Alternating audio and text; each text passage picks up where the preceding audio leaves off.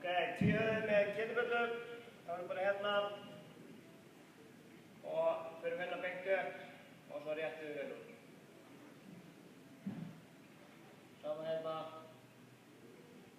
Passa að olnboginn sé ekki á fleygiferð eða hérna.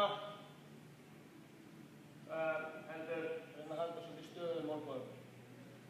Ok, sérstaklega með ketuböllur, þá er svolítið stór stökk í næstu bjöllu.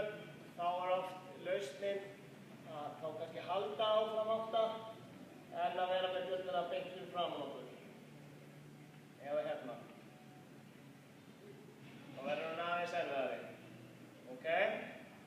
Ef þetta er líka auðvelt og þá getur aftur laust að fara í 12 kíló og leyfa þá kannski örlítið smásveiflu þar til styrkur næst.